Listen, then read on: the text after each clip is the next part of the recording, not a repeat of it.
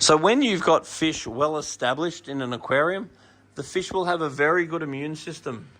And their immune system will contain anti-parasitic, antifungal, antibacterial properties that help to protect the fish. Now, over time, or if you giving the fish a bad diet, then their immune system's going to fail. If the water quality is bad, over a period of time, it's going to fail. Or if anything happens to stress the fish, then what happens when the fish are stressed, all of their energy goes into their fight or flight system and their circulation system, and their immune system is basically stopped. And that's because if something stressful happens, the animal needs to be alert and it needs to be able to get away. So it's not too worried about disease. But you got to be aware that any very stressful situation for a fish means that the way the energy is directed within the fish will be completely changed.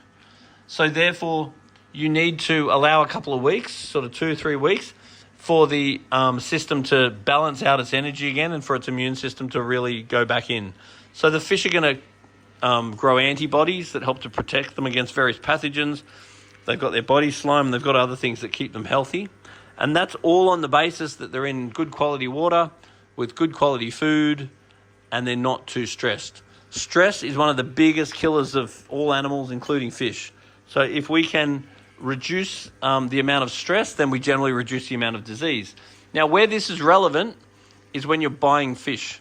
So if you buy a fish that comes from the Great Barrier Reef and it's come from a very reputable collector like Monsoon or Cairns Marine, then the fish will have been sustainably net caught. It would have been put on a top-of-the-line collection boat. It would go to a top-of-the-line facility and it would get unparalleled care, and it would be delivered to the aquarium shop where you've bought it, and it goes straight into your tank. So therefore, the chain of custody with an Australian net caught fish is very low. And the immune system of these fish will be significantly higher. On the other hand, if you go and buy your fish from Indonesia, then there's every chance that some dude on a canoe has caught your fish. He'll catch whatever he can, and he'll use whatever technique he can. Whether that means clove oil, whether that means cyanide, whether that means anything else that they may or may not have access to at the time. So they'll catch it any way they can, and then they will chuck them all in a bucket. Then they tend to put the buckets on the side of their bicycle, and they'll ride off to the collector, and then they'll sell the fish. They'll usually be given some cash, and off they'll go try and do it again. So those fish typically then just get chucked in a bag, and then at some point they'll get settled into an aquarium. And those aquariums are probably just a 4-foot tank with an air stone at best. So the local supplier will then sell their fish, usually to a larger supplier. Then that supplier might sell their fish to another supplier. And each one of these times the fish change hands. Generally, they're not fed for a couple of weeks. So it's possible, depending on where you're buying your fish from, they could be weeks or months from the ocean till you get the fish.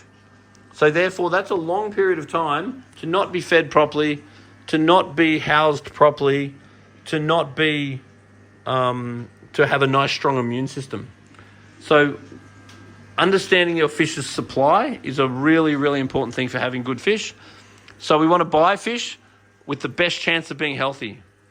Then we want to just be aware that when we're buying the fish, no matter what, they're going to have a compromised immune system. So in a perfect world, we'd rather them go into a quarantine tank. So let's imagine we set that up as a quarantine tank. We're just going to put a basic heater and a basic filter in it. Make sure there's good aeration down there. Make sure there's somewhere for the fish to hide. Now we're going to we're going to take the fish home from the aquarium shop, and we're going to put the fish in there generally with quite a low salinity, because pathogens, bacteria, and various things capable of making the fish sick hate the fresher water. They like the water not being nice and salty. So if you put the fish down there and the salinity is lower, then the fish will have instantly better immune system, because the osmoregulation system won't have to work as hard, because the salinity of a fish is about half seawater. So therefore, you put them down there, they're less likely to get diseases. You make sure they're feeding, you make sure they're healthy, you make sure they're happy, and you leave them there for 1 month. Towards the end of that month, you start raising the salinity. Then you make sure the pH, temperature, and salt level is exactly the same in there as the tank. Then you just catch them and throw them straight in. Now, if you're running a fish-only tank with no invertebrates, then you tend to run a slightly low salinity anyway. But if you are getting that ready for the corals, then you do need to raise the salinity. So it'll very much be the case that you'll need to prepare that salinity to make it the same as that before the fish actually get introduced. Now, if you have a fish in high salinity and throw it straight down into low salinity, the fish will be totally fine. You could go from 0.024 down to 0.016, absolutely no problem. Because what you're doing is you're actually easing osmotic pressure, so therefore the fish are going to have more energy available for their immune system. But on the other hand, if you go up in salinity, then the fish is going to internally freak out, and it's going to throw all of its energy into its osmoregulation system, and that means the energy will not be available for the fish's immune system. So what I'd be recommending we do is add some fish, wait a full month, make sure all the fish are happy, then we can think about adding another batch. So never ever add fish to other fish unless it's been 1 month and the fish are completely healthy and happy. So we've got a UV sterilizer there as well. Now, a UV sterilizer on a return pump like that is basically going to do nothing because the water's going to go through it very, very quickly. But if we have the UV sterilizer and the water's going through it very slowly, then that will be our friend. But we need to make sure the UV is getting water through it really, really slowly because we need the contact time to kill the pathogens. And then we've got a canister filter here, which I debate whether it's going to do anything at all. So most of these tanks in the old days, they did used to run those canisters with these, but they don't actually do that much because you're covering your bases with these ones anyway, and these are the real pain in the ass to clean.